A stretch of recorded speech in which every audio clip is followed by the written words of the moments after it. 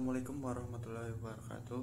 Kepada yang terhormat Ibu Mustaniro selaku dosen pengampu manajemen keuangan syariah dan teman-teman semua yang saya cintai, pada kesempatan kali ini kami dari kelompok 9 yang beranggotakan saya sendiri Ali Raffi dan Muhammad, kemudian ada Rina Dityawati, Arisya Febriani Wibowo, dan yang terakhir ada Sevia Sang Azhar. Dan untuk selanjutnya kepada materi pertama dipersilakan. Yang pertama, di sini saya akan menjelaskan materi mengenai pendahuluan pasar modal syariah. Secara umum, pengertian pasar modal adalah suatu tempat bertemunya para penjual dan pembeli saham untuk melakukan suatu transaksi dalam rangka memperoleh modal. Keberadaan pasar modal dalam suatu perekonomian negara memiliki peranan yang cukup penting karena dapat melakukan transfer dana dari unit surplus kepada unit ekonomi defisit. Dalam Undang-Undang Nomor 8 Tahun 1995 ditegaskan bahwa pasar modal adalah kegiatan yang bersangkutan dengan penawaran umum dan perdagangan efek perusahaan publik yang berkaitan dengan efek yang diterbitkan, serta lembaga dan profesi yang berkaitan dengan efek. Sedangkan pasar modal syariah itu sendiri merupakan kegiatan yang bersangkutan dengan penawaran umum dan perdagangan efek perusahaan publik yang berkaitan dengan efek yang diterbitkan, serta lembaga dan profesi yang berkaitan dengan efek yang dijalankan berdasarkan prinsip syariah.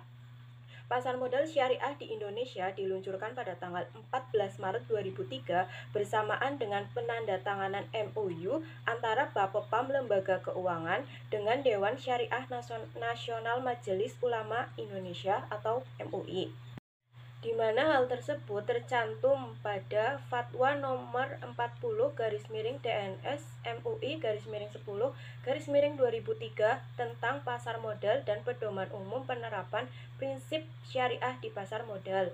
Berdasarkan definisi tersebut, terminologi pasar modal syariah dapat diartikan sebagai kegiatan dalam pasar modal sebagaimana yang diatur dalam UU PM atau Undang-Undang Pasar Modal yang tidak bertentangan dengan prinsip syariah.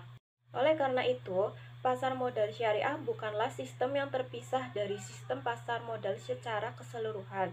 Begitu juga kegiatannya. Pasar modal syariah tidak memiliki perbedaan dengan pasar modal konvensional. Namun, terdapat beberapa karakteristik khusus pasar modal syariah, yaitu produk dan mekanisme transaksi tidak bertentangan dengan prinsip-prinsip syariah. Ya, berbicara mengenai saham syariah dan saham konvensional terbagi menjadi beberapa bagian, di mana untuk saham syariah itu sendiri dibagi lagi menjadi 5. Yang pertama yaitu berisi investasi terbatas pada sektor tertentu. Artinya di sini investasinya itu sesuai dengan syariat dan tidak ada atas dasar hutang. Kemudian yang kedua, didasarkan pada prinsip syariah atau penerapan loss profit sharing. Untuk yang ketiga, melarang berbagai bentuk bunga, spekulasi, dan judi. Kemudian yang keempat, adanya syariah guideline yang mengatur berbagai aspek seperti alokasi aset, praktik investasi, perdagangan, dan distribusi pendapatan. Dan untuk yang terakhir, dapat mekanisme screening perusahaan yang harus mengikuti aturan prinsip syariah. Kemudian untuk saham konvensional berisi mengenai yang pertama yaitu investasi bebas pada seluruh sektor, yang kedua didasarkan pada prinsip bunga, dan kemudian yang ketiga membolehkan spekulasi dan judi yang akan mendorong fluktuasi pasar yang tidak terkendali, dan yang terakhir guideline investasi secara umum pada produk hukum pasar modal. Sekian, terima kasih. Nah, materi yang selanjutnya itu adalah karakteristik pasar modal syariah. Pasar modal yang ideal itu adalah yang memenuhi unsur etik dan fair atau transparan, di samping adanya unsur efisien. Gambaran mengenai pasar modal yang efisien, etik, dan fair menurut Shevrin dan Statman yang dikutip oleh Obaidullah itu mengandung 7 karakteristik. Yang pertama itu bebas dari pemaksaan.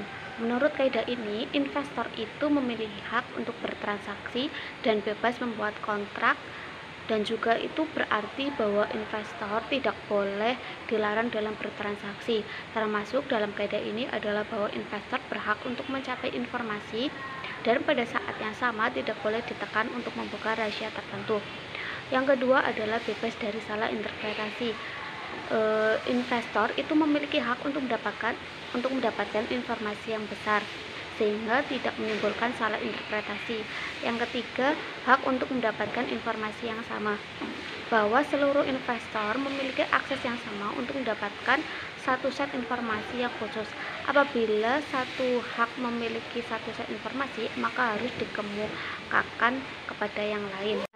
Yang keempat ini adalah hak untuk memproses informasi yang sama. Dalam hal ini, investor memiliki hak atau kemampuan yang sama untuk memproses informasi di mana tidak ada satupun pihak yang dirugikan. Yang kelima, bebas dari gejolak hati, di mana seluruh investor itu selayaknya terbebas dari berbuat kesalahan karena kurang pengendalian diri. Yang keenam, hak untuk bertransaksi pada harga yang efisien, bahwa investor melakukan transaksi pada tingkat harga yang menurut persepsinya itu efisien atau benar. Dan yang ketujuh itu hak untuk memiliki kekuatan tawar-menawar yang sama, bahwa bertransaksi pada investor itu memiliki kekuatan tawar-menawar yang sama untuk bernegosiasi. Nah, berdasarkan kaidah di atas yang dapat dipahami itu bahwa peraturan pasar modal selayaknya memperhatikan unsur efisien dan etik. Dalam kaitan ini, peraturan yang muncul merupakan tarik ulur dari keduanya. Peraturan pasar modal di beberapa tempat dapat berbeda karena perbedaan persepsi dari para pembuat peraturan tentang syariahsasi dalam pasar modal. Mereka tetap juga mengadopsi kerangka peraturan yang berlaku di Amerika Serikat sebagai pembandingnya. Menurut pandangan Islam, pemahaman etik tidak diartikan secara sempit menyangkut hak semata. Hak menurut konsep Islam mempunyai aspek yang lebih luas, yaitu meliputi hak dan kewajiban. Keduanya bersumber dari hukum syariah yang diatur dalam Al-Quran dan Sunnah. Masalah etika dan efisien perlu ditinjau dari aspek kemanfaatannya yang merupakan dasar dari seluruh peraturan dalam sistem Islam. Sebagai contoh itu tentang kebebasan berkontrak. Islam memberikan kebebasan untuk melakukan transaksi sebagaimana tercantum dalam Al-Quran. Selanjutnya, tidak ada kontrak yang sah bila terdapat unsur paksaan dari pihak yang terkait dalam transaksi. Sekian, terima kasih. Investasi syariah telah diperkenalkan pada tahun pertengahan 1997. Kegiatan tersebut melalui instrumen reksadana syariah serta sejumlah DSN MUI yang berkaitan dengan kegiatan investasi syariah di pasar modal Indonesia.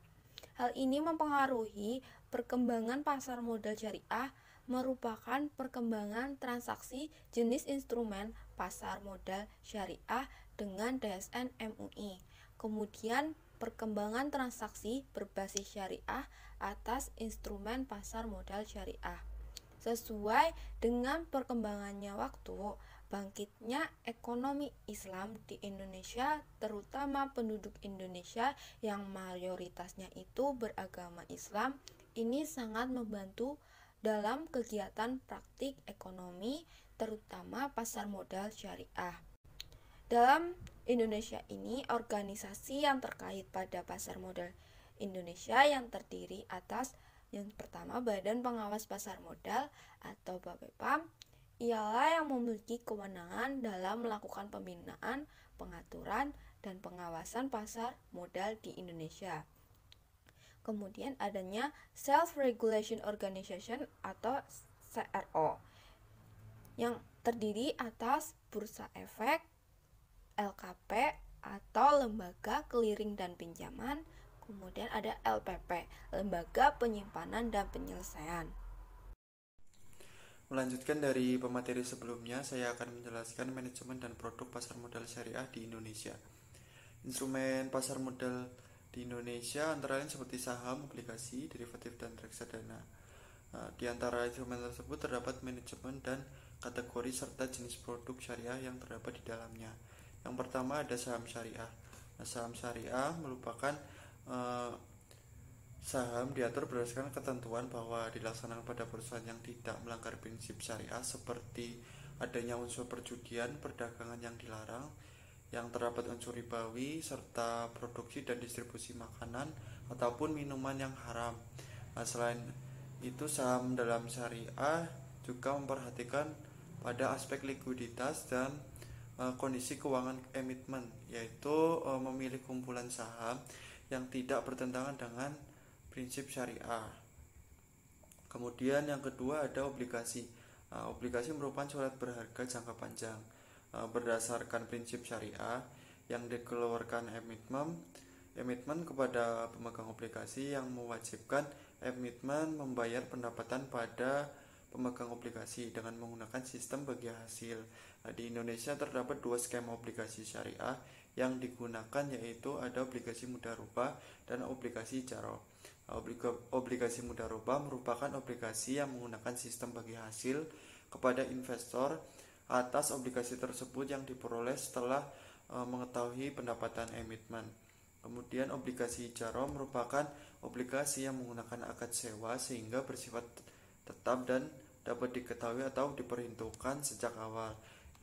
Kemudian yang ketiga ada bukti raik, itu didefinisikan sebagai hak memesan efek terlebih dahulu atau HMETD di harga yang telah dibentuk selama periode tertentu. Yang memungkinkan pemegang saham yang ada untuk membeli sekuritas baru yang seperti saham, surat berharga yang dapat dikonversikan sebagai saham dan waran ataupun yang lainnya sebelum ditawarkan untuk dijual kepada pihak-pihak lain. Kemudian yang keempat ada reksadana. Dalam peraturan Bapepam, yang dimaksud dengan reksadana syariah adalah reksadana menurut pengertian UU Pasar Modal dan peraturan pelaksanaannya yang pengelolanya itu tidak bertentangan dengan prinsip syariah di pasar modal. Reksadana dirancang sebagai sarana untuk menghimpun dana dari masyarakat yang memiliki modal, mempunyai keinginan untuk melakukan investasi, namun hanya memiliki waktu atau Bapepam. Yang dimaksud dengan reksadana syariah adalah reksadana menurut pengertian UU Pasar Modal dan peraturan pelaksanaannya yang pengelolanya itu tidak bertentangan dengan prinsip syariah di pasar modal. Reksadana dirancang sebagai sarana untuk menghimpun dana dari masyarakat yang memiliki modal, mempunyai keinginan untuk melakukan investasi, namun hanya memiliki waktu ataupun pengetahuan yang terbatas. Kemudian yang kelima ada pembentukan sekuritas secara langsung. Sekuritas merupakan surat utang yang dapat dicairkan menjadi dana ataupun kas yang bersifat dapat dicairkan dengan cepat. Sebuah perusahaan sekuritas atau bank investasi itu dapat menciptakan sekuritas dengan mempertimbangkan sifat dan kebutuhan pendanaan perusahaan klien. Secara umum pilihan pembentukannya itu dapat sekuritas ekuitas dan sekuritas hutang. Sekuritas ekuitas seperti mudharabah dan musyarakah. Kemudian yang keenam ada strategi pengembangan pasar modal syariah. Untuk memenuhi kebutuhan masyarakat yang ingin melakukan investasi berdasarkan prinsip syariah dan keyakinan akan potensi pertumbuhan pasar modal syariah menjadi salah satu pilar perekonomian di Indonesia. Badan Pengawas Pasar Modal dan Lembaga Keuangan atau Bapepam, Kementerian Keuangan Republik Indonesia telah menyusun Master Plan Pasar Modal Indonesia. Ini mencakup beberapa strategi untuk pengembangan pasar modal berbasis syariah. Yang pertama ada mengembangkan kerangka regulasi yang dapat memfasilitasi pengembangan pasar modal berbasis syariah dan mendorong pengembangannya. Kemudian yang kedua ada mendorong pengembangan dan pengembangan produk pasar modal berbasis syariah. Bursa Efek Indonesia atau BI dan Reksadana Investment Management itu meluncurkan Jakarta Islamic Index pada tahun 2000 yang terdiri dari 30 saham syariah. Bapepam LK menjabarkan dua strategi utama untuk melaksanakan strategi itu mengatur penerapan prinsip syariah dari tahun mengembangkan standar akuntansi, mensosialisasikan penerapan prinsip syariah di pasar modal untuk meningkatkan pengetahuan dan pemahaman pelaku pasar. Kemudian ada mengembangkan produk pasar modal berbasis syariah yang sudah ada. Kemudian yang terakhir ada menciptakan produk pasar modal yang baru berbasis syariah. Mungkin hanya itu yang dapat kami sampaikan dari kelompok 9. Apabila banyak kekurangan mohon dimaafkan, dan apabila banyak tutur kata yang tidak berkenan mohon dimaafkan juga. Terima kasih, kami dari kelompok 9 pamit undur diri. Sekian. Wassalamualaikum warahmatullahi wabarakatuh.